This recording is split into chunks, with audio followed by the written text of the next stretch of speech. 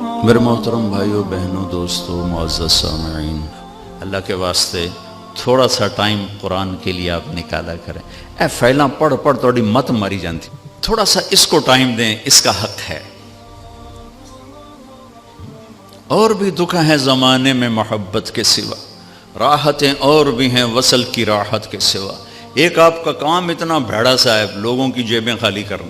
پہلے مداری بڑے ہوتے تھے، وہ تماشا کرتے تھے اور کھڑے انڈے سے بچہ نکال دوں گا اور بچہ جمورا، تو اس بیچارے نے نا کو پیسے پوسے اکٹھے کر لیے تھے، تو اس نے ایک نیمو کاٹا اور اس کو یوں نچوڑا، نچوڑ کے ختم کر، کہا جو اس میں سے رس نکالے گا ساری کمائی اس کو دے دوں گا۔ ایک پتلا بھیڑا جا بندہ آیا، اس نے یوں نچوڑا، آدھا پانی نکلا۔ اس نے کہا تو کی بلا ہے کہ میں انکم ٹیکس افسر ہوں، میں تو لوگوں نے نچوڑ دینا، تو کی شے۔ ایک آپ کا کام اتنا بھیڑا ہے، اوپر سے رویے اتنے برے ہیں، وہ بھی بددیانت ہیں، آپ کے دل میں بھی کھوٹ ہوتی ہے کہ میں بوجھا کتھو کپڑا ہے۔ یہ تاجر سمجھتے ہیں پیسے سے کام چلیں گے، جی کہتے ہیں پیسہ بچاؤ، اور کام تو اللہ کے چلانے سے چلتے ہیں۔ بے شک پیسہ اس کا ایک سبب اور ذریعہ ہے، یہ حلال کمائیں، آپ صحیح طریقے سے ان سے ٹیکس لو، کون روکتا ہے؟ ان کی کمائیاں حرام ہیں، آپ کا وصول کرنا ظلم و ستم ہے۔ حضرت عمر رضی اللہ عنہ بیت المال خزانہ تقسیم کر کے جھاڑو دے کے اسی کے اندر 2 نفل شکرانے کے پڑھا کرتے تھے، یا تعالیٰ شکر ہے جان چھوٹی اس سے۔ کچھ وقت قرآن کے لیے نکالا کریں، تھوڑا سا وقت، ہر زبان کا ترجمہ موجود ہے، تھوڑا سا ٹائم، تھوڑا سا میرے لیے ہے، آپ کے لیے۔ اچھا آپ کہتے ہیں میں بہت بزی ہوں، تو پورے قرآن میں 89 دفعہ آیا ہے یا ایھا الذین آمنوا، اے ایمان والو۔ یہ صرف طارق جمیل سے بات ہے، زینب اور فاطمہ سے بات ہے، اور غلام احمد سے بات ہے، اے ایمان والو۔ 89، 90 بھی پورا نہیں۔ یا ایھا الناس پوری دنیا سے بات ہو رہی، یا بنی آدم پوری دنیا سے بات ہو رہی، ٹھیک ہے۔ یا ایھا الذین کفروا اب صرف کافروں سے بات ہو رہی، یا اہل الکتاب یہ عیسائیوں سے بات ہو رہی، یہودیوں سے ہو رہی، یا ایھا الذین ھادوا یہ یہودیوں سے بات ہو رہی، ٹھیک ہے جی۔ اور ایک بات ہے یا ایھا الذین آمنوا، اے ایمان، یہ ان سب سے بات ہو رہی، مجھ سے ہو رہی۔ اور میں قربان جاؤں 89 ایک کم 90، اور اس میں تکرار ہے، 89 حکم نہیں ہے، حکم نکالوں تو 40 بھی نکلیں گے مشکل سے۔ سورہ بقرہ سے شروع ہوتا ہے یا ایھا الذین آمنوا لا تقولوا راعنا، پہلا یا ایھا الذین آمنوا نبی کا حق بتایا گیا کہ میرے نبی کا ادب کرو، یہ پہلا حق بتایا گیا، اور آخری ہم سے مطالبہ ہے یا ایھا الذین آمنوا 28واں پارہ توبوا الی اللہ توبۃ نصوحا، اے ایمان والو توبہ کر کے اپنے رب سے جڑ جاؤ۔ نصوحا، نصوحا ہوتا ہے، واہ واہ، قرآن بھی کیا عجیب کلام ہے۔ عمر رضی اللہ تعالیٰ عنہ جیسے آدمی جو تلوار لے کر قتل کو چلے گئے، رات کو جب ہمارے نبی نفلوں میں قرآن پڑھتے تو وہ پردے کے پیچھے کھڑے ہو کے سنا کرتے تھے۔ تو ایک رات آپ پڑھ رہے تھے الحاقۃ ما الحاقۃ وما ادراک ما الحاقۃ كذبت ثمود وعاد بالقارعة فأما ثمود فأهلكوا بالطاغية وأما عاد فأهلكوا بريح صرصر عاتية، سورہ حاقہ۔ اس میں بہت ردم ہے، انتہائی طاقتور ردم ہے۔ تو حضرت عمر سن رہے۔ میں تھوڑی سی آپ کو تلاوت کر کے بتاؤں تاکہ اندازہ ہو کہ کلام میں ردم کیا ہے۔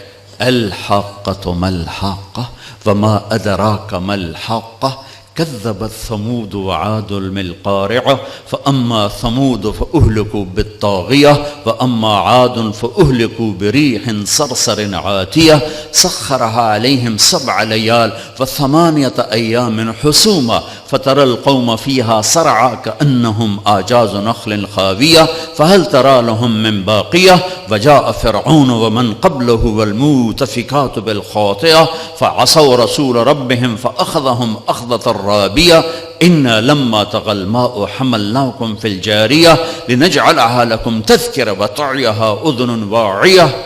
حضرت عمر سن رہے ہیں، آپ تو ردم نے تو آپ کو جھنجھوڑا ہے، مجھے جھنجھوڑا ہے، تو عمر تو اہل زباں ہیں، سن رہے ہیں۔ ایک دم کہنے لگے ما اشعرہ، میں نے آج تک ایسا شاعر نہیں دیکھا۔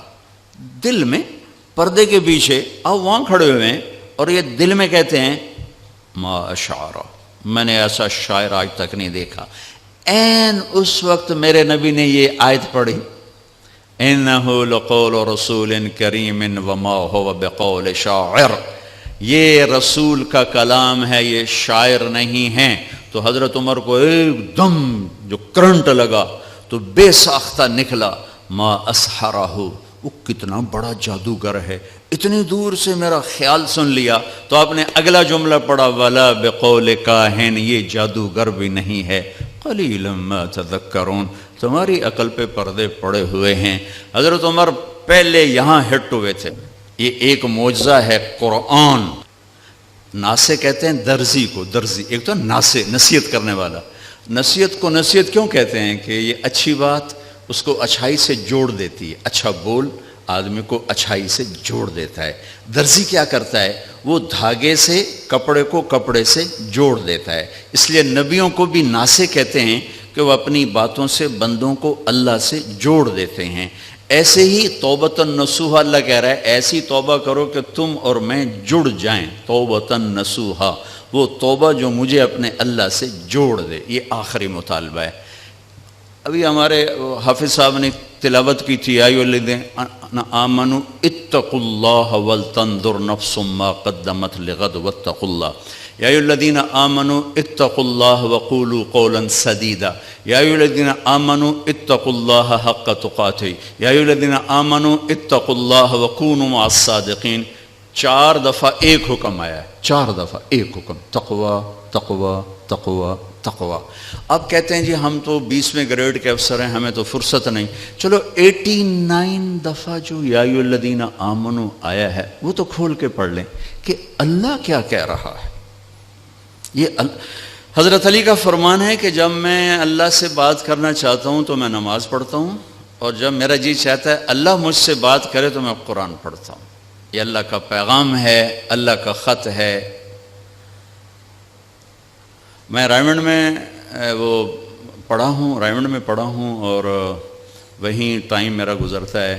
تو جو فارنرز آتے ہیں نا، باہر ملک کے لوگ، ان کو جماعتوں میں بھیجنا یہ میرے ذمے رہا کچھ عرصہ۔ تو ایک مولانا صاحب آئے وہاں سے، امریکہ سے، انڈین تھے لیکن سیٹلڈ تھے، پاسپورٹ تھا۔ کہنے لگے بھائی طارق جمیل میں بہت پریشان ہوں، میری بیوی کا خط نہیں آ رہا، 4 مہینے ہو گئے، اس وقت یہ ٹیلی فونز وغیرہ نہیں ہوتے تھے، خط نہیں آ رہا، بہت پریشان۔ میں نے کہا کوئی نہیں، آ جائے گا، آپ سفر میں ہیں۔ تو کوئی 10-15 دن گزرے تو میں نے دیکھا وہ لیٹے ہوئے تھے اور مسکرا رہے تھے، اور ایک پیپر ان کے سینے پر پڑا تھا۔ میں نے کہا مولوی یوسف لگتا ہے بیگم کا خط آ گیا۔ کہنے لگے ہاں آ گیا آ گیا۔